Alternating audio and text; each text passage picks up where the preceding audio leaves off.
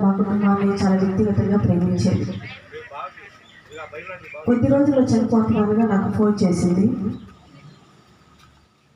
జనవరి last week అనుకుంటుంది. చేసి నాకు బండి కావాలి, బండి ఇప్పించాక సార్ చేత అని అడిగింది. ఎందుకు లావని అన్నా. దేవుడు నాతో మాట్లాడాడు, సర్వసృష్టికి వెళ్ళి సువార్తను ప్రకటించమని దేవుడు నాకు చెప్పాడు. నాకు బండి కావాలి ఇప్పించక్క అని అంది. సరేనమ్మా ప్లాన్ చేద్దాంలే, నువ్వు కూడా ప్రార్థన చేయి అంటే. ఎందుకు ఆ మాట నేను చెప్తున్నానంటే, మరణ పడక మీద ఉంటానని తెలిసి కూడా ఆ భారం, ఆత్మల భారం. 2 కొరింథీ 11:23 పౌలు భక్తుడు అంటాడు, నేను మరి విశేషముగా ప్రయాసపడుతుంది. ఏమంటాడు? మరి అంటే నేను ప్రయాసపడ్డానని చెప్పలేదు, మరి విశేషముగా నేను దేవుని కొరకు ప్రయాసపడ్డాను. నాకు వెంటనే ఆ మాట జ్ఞాపకం వచ్చింది. విశేషంగా ఆ బిడ్డ దేవుని కొరకు ప్రయాసపడింది. ఒక ఆడపిల్ల టీవీ పరిచయం కొనసాగించడం ఎంత కష్టమో, ఎంత ఫైనాన్షియల్గా స్ట్రగుల్ అయిందో నాకు తెలుసు. కొన్నిసార్లు నాకు షేర్ చేస్తూ ఉండేది. నా వ్యక్తిగత అవసరాలు నేను పక్కన పెట్టి టీవీ పరిచయం నేను కొనసాగిస్తున్నాను. నిజమే, ఆ సమర్పణ ఈ దినాల్లో ఎంతమంది కలిగి ఉన్నాం? మన వ్యక్తిగత అవసరాలను పక్కన పెట్టి దేవుని సేవకు ప్రాముఖ్యత ఇచ్చే ఆ సమర్పణ ఆ బిడ్డలో నేను గమనించాను. అది బట్టి దేవుని నామానికి స్తోత్రాలు.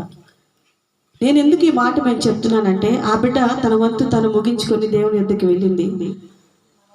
మన వంతు ఏంటి? మరి విశేషముగా ప్రయాసపడే అనుభవం ఈ సంవత్సరం ప్రతి సేవకులు కలిగి అంటే నేను ప్రయాసపడటం గురించి నేను మాట్లాడతలేదు. మరి విశేషముగా ప్రయాసపడాలి దేవుని కొరకు.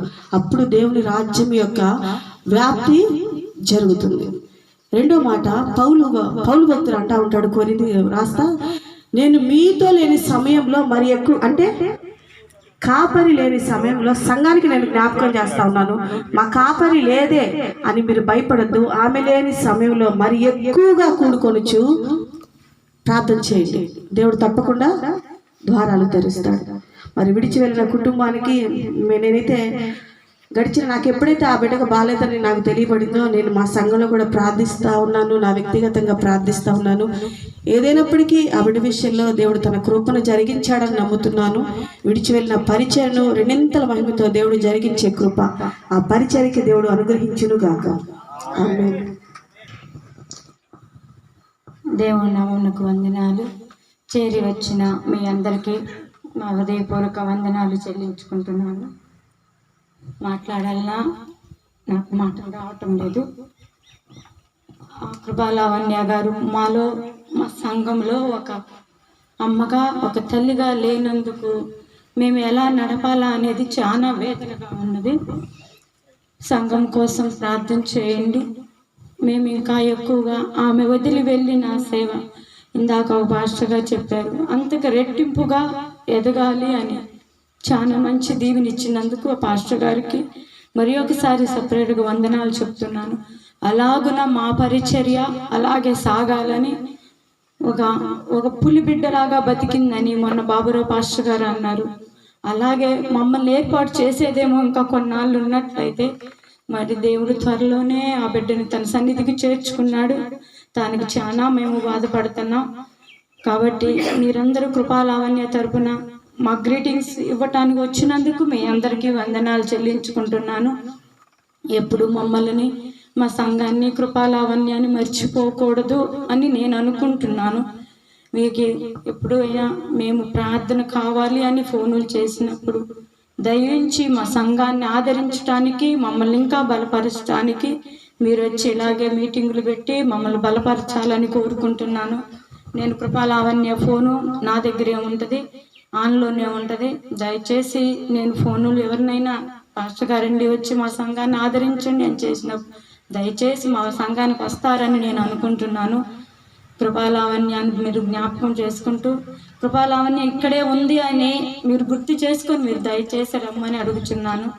ఇంకొక విషయం, ఈరోజు మీరందరూ కృపాలావణ్య కోసం మమ్మల్ని ఆదరించడానికి వచ్చినందుకు చాలా దూరం నుంచి వచ్చిన ప్రతి పాస్టర్ గారికి, ప్రతి సేవలకి, పాస్టర్ల గారికి, వాళ్ళ సంఘం తరపున యూసెఫ్ సంఘం మరి 40 మందిని ఏమో మెయింటైన్ చేసేది పాస్టర్లందరినీ, వాళ్ళు కూడా వచ్చారు.